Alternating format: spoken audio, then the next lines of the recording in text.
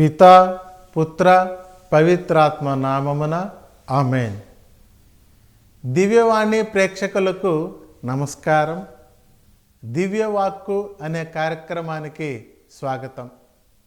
ప్రియ సహోదరి సహోదరులారా, ఈనాటి మన ధ్యానాంశం చిన్న వాటితో పెద్ద అద్భుతాలు.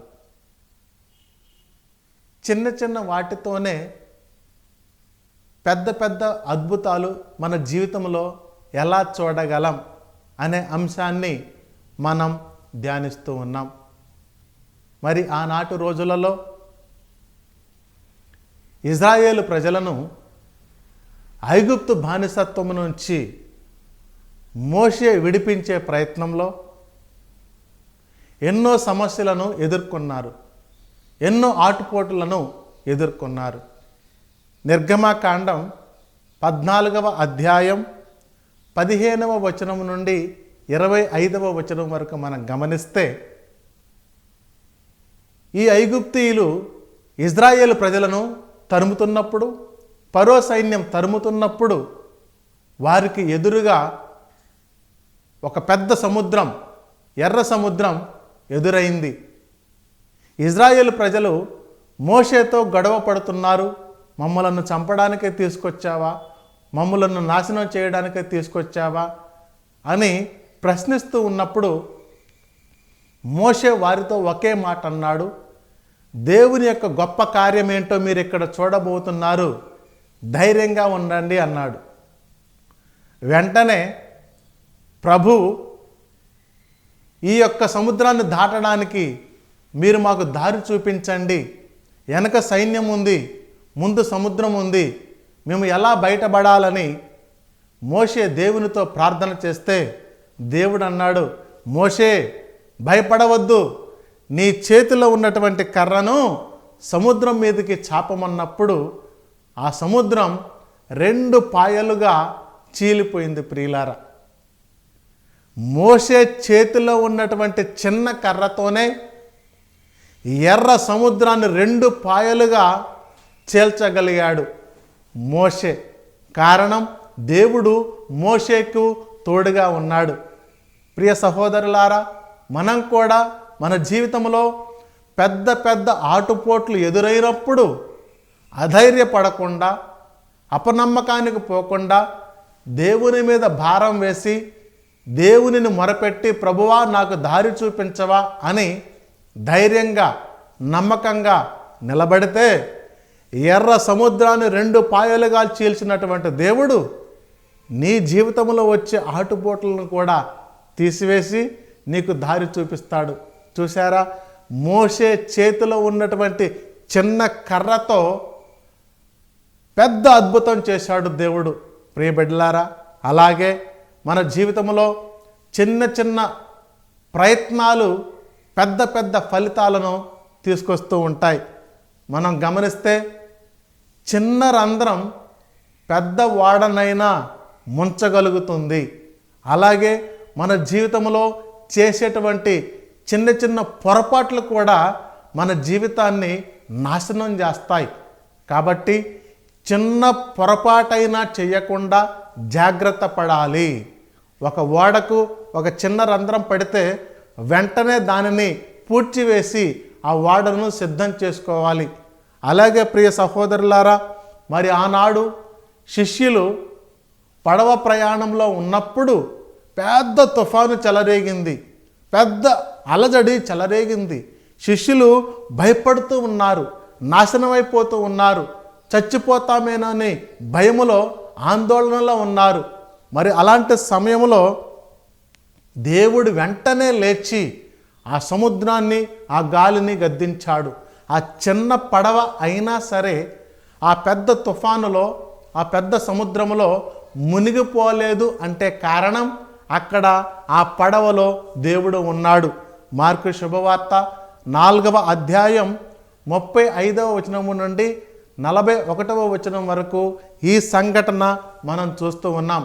అది కేవలం చిన్న పడవే, కానీ పెద్ద సముద్రంలో, పెద్ద తుఫానులో మునిగిపోలేదు అంటే ఆ పడవలో యేసయ్య ఉన్నాడు.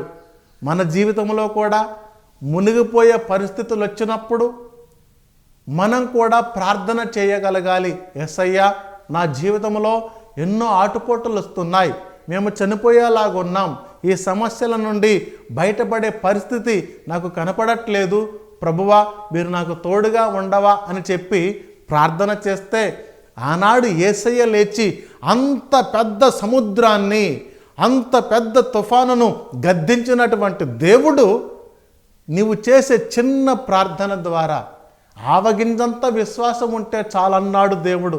ఆ చిన్న విశ్వాసమే నీ జీవితంలో ఉన్నటువంటి పెద్ద పెద్ద సమస్యల నుంచి విడుదల దయచేస్తూ ఉంది. కాబట్టి ప్రియులారా, నీవు చిన్నవాడవని, నీవు పాపాత్ముడని, నేనెందుకు పనికిరాని వాడనని నీవెప్పుడు కూడా అనుకోవద్దు. ఇదిగో, ఇల్లు కట్టువారు పనికిరాదని ప్రక్కన పడేసిన రాయిని ముఖ్యమైన మూలరాయిగా దేవుడు చేస్తాడు. మరి ఆనాడు బెత్లెహేము అసలు ప్రపంచంలోనే ఆ మ్యాప్లోనే ఉందా లేదా అనే విషయం ఎవరికీ తెలియదు. కానీ ఎప్పుడైతే లోక రక్షకుడైనటువంటి క్రీస్తు ప్రభు ఆ యొక్క గ్రామములో, ఆ యొక్క పల్లెలో పుట్టాడో ప్రపంచమంతా కూడా, లోకమంతా కూడా ఆ బెత్లెహేము వైపు చూడగలిగింది. చూసారా, ఆ చిన్న గ్రామమే పెద్ద ఆశీర్వాదాన్ని తీసుకొని వచ్చి పెట్టింది ఈ లోకానికి. ప్రియులారా, అలాగే మనం జాగ్రత్తగా ఉండాలి. ఇది చిన్న పొరపాటేగా, నేను చేసేది చిన్న పాపమేగా, ఏముందలే అని ఎప్పుడు కూడా అనుకోవద్దు. ఆనాడు ప్రార్థన చేయవలసినటువంటి దావీదు ఇదిగో ఆ పైన ఉన్నటువంటి అటు ఇటు తిరుగుతూ ఎప్పుడైతే ఆ స్నానం చేస్తున్నటువంటి స్త్రీని చూశాడో ఆ చిన్న పాపమే దావీదు జీవితంలో ఎన్నో అష్టకష్టాలు తీసుకొచ్చింది, పెద్ద మచ్చను తీసుకొని వచ్చింది. ప్రియులారా, చిన్న చిన్న విషయాలలో జాగ్రత్తగా ఉండాలి, అప్పుడే పెద్ద విషయాలలో కూడా జాగ్రత్తగా ఉండగలం. ఎప్పుడు కూడా జాగ్రత్త పడాలి, మెలకువ కలిగి ఉండాలి. నీవు చిన్నవాడవైనా నీ ద్వారా దేవుడు అద్భుత కార్యాలు చేయగలగాలని ఆశిస్తూ ఉన్నాడు. మరి నీవు నీ జీవితంలో అద్భుతమైనటువంటి కార్యాలు చూడాలంటే చిన్న విషయాలలో జాగ్రత్తగా ఉండాలి, ప్రార్థన చేస్తూ ఉండాలి, ప్రభు మీద భారం వేస్తూ ఉండాలి.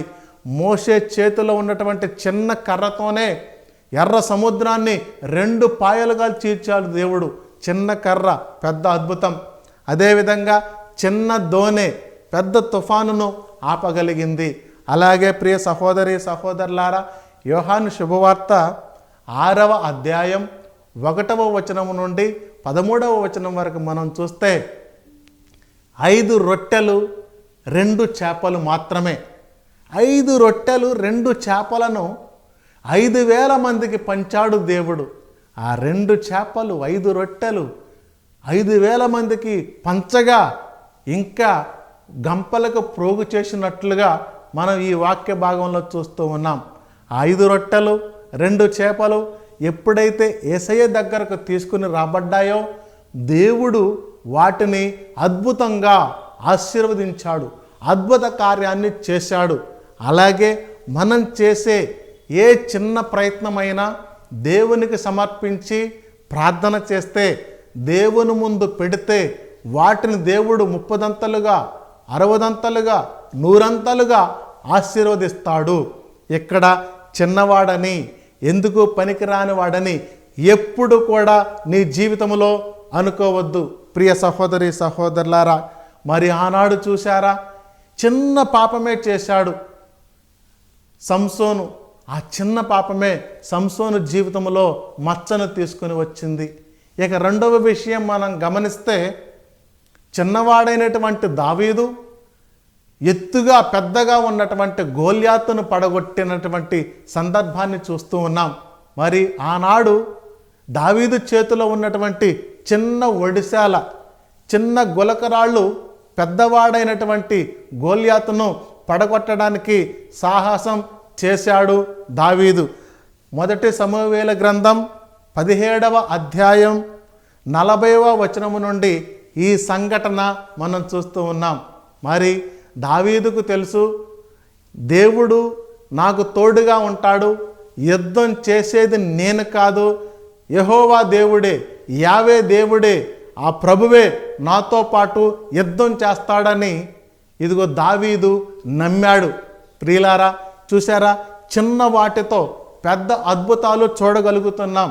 బైబిల్ గ్రంథంలో ఎంత చక్కని కార్యాలు మనం చూడగలుగుతున్నాం. దావీదు చేతిలో చిన్న ఒడిశాల ఉంది, చిన్న కర్ర ఉంది. ఆ కర్రతో, ఆ రాళ్లతో గొప్పవాడు, పెద్దవాడు, అహంకారి, 7 అడుగుల ఆజానుబాహుడైనటువంటి గోలియాతును పడగొట్టగలిగాడు. ప్రియులారా, నీవెప్పుడు కూడా దేవుడు నేర్పిస్తున్నటువంటి విషయం ఇదే. నీవు చిన్నవాడని, నీవు ఎందుకు పనికిరానివాడని, అందరూ నన్ను వదిలేశారని, ఇక నా పని అయిపోయిందని ఎప్పుడు కూడా అనుకోవద్దు.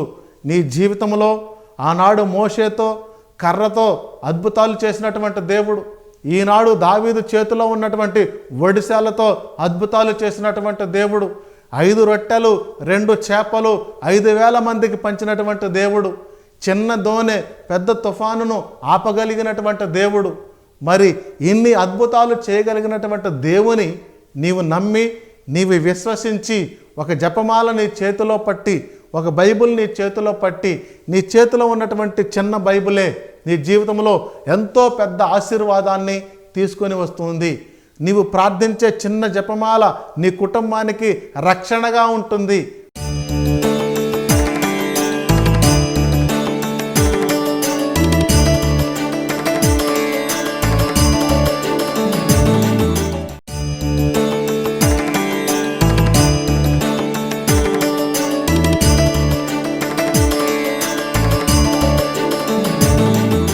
ఎప్పుడు కూడా గొప్ప అద్భుతాలు చూడాలంటే, గొప్ప మేలులు చూడాలంటే, గొప్ప ఆశీర్వాదాలు చూడాలంటే, గొప్ప కార్యాలు చూడాలంటే చిన్న ప్రార్థన చేస్తే చాలు, చిన్నగా ఆయనకు సమర్పించుకుంటే చాలు.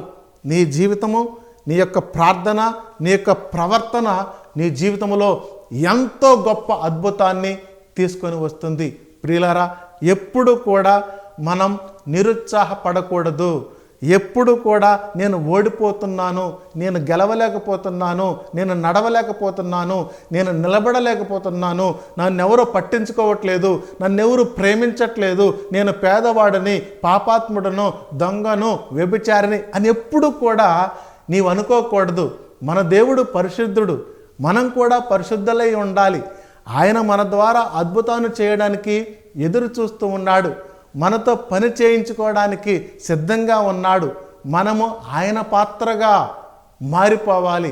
మనం ఆయన పాత్రగా మారిపోయినప్పుడు మన ద్వారా మనలను ఏ విధంగా వాడుకోవాలో, మనలను ఏ విధంగా చూడాలో ఆయనకు తెలుసు. మనం చేయవలసినటువంటి పని యేసయ్యకు లోబడడం, దేవునికి లోబడడం, మోకరించడం, ప్రార్థన చేయడం, బైబిల్ చదవడం, ప్రార్థనలకు వెళ్ళడం, పూజాబలికి వెళ్ళడం. ఎప్పుడు కూడా మనం చేసే చిన్న పని పెద్ద ఆశీర్వాదాన్ని తీసుకొని వస్తుంది. ప్రియులారా, నిరంతరం ప్రతిరోజు లేవగానే నువ్వు చేసే ప్రార్థన, రాత్రివేళ నువ్వు పడుకునేటప్పుడు చేసే ప్రార్థన, ఒక్క 5 నిమిషాలైనా తల దించుకొని బైబిల్ చదివితే నీ జీవితంలో గొప్పగా తలెత్తుకునేలాగా చేస్తాడు దేవుడు. 5 రొట్టెలు 2 చేపలు యేసు ప్రభుకి దగ్గరకు తీసుకొచ్చినప్పుడు ఆశీర్వదించబడ్డాయి.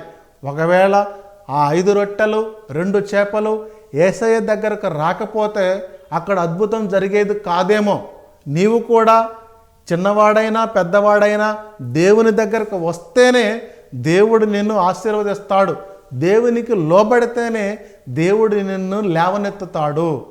మరి ఎందుకు పనికిరాదని పక్కన పడేసినటువంటి రాయిని నిలబెట్టినటువంటి దేవుడు, పునాది రాయిగా చేసినటువంటి దేవుడు నీ ద్వారా ఈ లోకాన్ని రక్షించడానికే వచ్చాడు దేవుడు. నీ ద్వారా దేవుడు చేయగలిగినటువంటి పనులన్నీ కూడా ఆయన చేయడానికి సిద్ధంగా ఉన్నాడు.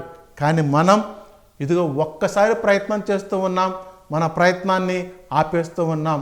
ఒక్కరోజు ప్రార్థన చేస్తూ ఉన్నాం, ఆ పని జరగట్లేదని ప్రార్థన పక్కన పడేస్తూ ఉన్నాం.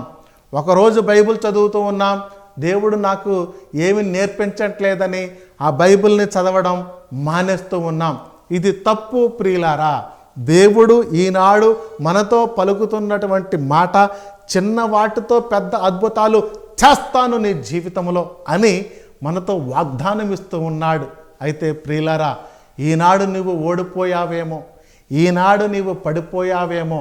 అయితే నీవు ఉన్న చోట నుండే, నీవు పడిపోయిన చోట నుండే, నీవు ఓడిపోయిన చోటు నుండే ప్రార్థన మొదలుపెట్టు, ప్రయత్నం మొదలుపెట్టు. ఆ ప్రయత్నమే నిన్ను గెలిపిస్తుంది, ఆ ప్రయత్నమే నిన్ను నిలబెడుతూ ఉంది. చూసారా, మరి చిన్న పాపము చేశాడు, తన కళ్ళతో చిన్న పాపము చేసి దేవుని యొక్క శాపానికి గురి అయ్యాడు.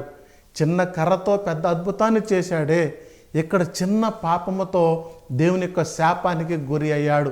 ఈనాడు మనం కూడా చిన్న చిన్న విషయాలలో జాగ్రత్త పడదాం. ఆ జాగ్రత్త పడినప్పుడు దేవుడు నిన్ను తొట్టిల్ల పడనివ్వడు, సరైన దారిలో నడిపిస్తాడు. నీకు చదువు వచ్చినా రాకపోయినా దేవుడు నీ జీవితంలో ఎన్నో అద్భుతాలు చేయడానికి సిద్ధంగా ఉన్నాడు. ప్రియ సహోదరి, ప్రియ సహోదరుడా, ఎవరి ముఖం చూడకుండా ఆ దేవుని ముఖాన్ని మాత్రమే చూడాలి. ఈ లోకం వైపు చూడకుండా దేవుని వైపు మాత్రమే చూసి నీ యొక్క ప్రయత్నాన్ని కొనసాగించు, నీ ప్రార్థనను కొనసాగించు, నీ జీవితాన్ని కొనసాగించు. అప్పుడు తప్పకుండా దేవుడు నీ మీద ఉద్దేశించిన పథకాలు తప్పకుండా నెరవేరుస్తాడు. రాబోయే రోజుల్లో నిన్నే ఒక సాక్షిగా, రాబోయే దినాలలో నిన్నే ఒక మార్గదర్శిగా ఆయన నిలబెట్టబోతూ ఉన్నాడు. నీ ద్వారా ఎన్నో ప్రణాళికలు కలిగి ఉన్నటువంటి దేవుడు ఆ ప్రణాళిక నెరవేరాలంటే ఆయనకు లోబడాలి, ఆయన చిత్తానికి లోబడాలి. నిరంతరం మనం ప్రార్థన చేయాలి. ప్రభువా, నీ చిత్తం నా జీవితంలో జరగాలి, నీ చిత్తం నా జీవితంలో నెరవేరాలి అని చెప్పి నిరంతరం కూడా మనం ప్రార్థన చేయాలి. ప్రియ సహోదరి, ప్రియ సహోదరుడా, నిరంతరం జపమాల జపించాలి.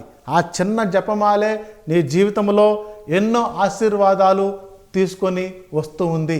ఒక చిన్న సాక్ష్యం చెప్పాలంటే, ఒక తల్లికి ఉన్నటువంటి ఆ కొడుకుకి 2 కిడ్నీలు కూడా పాడైపోయాయి.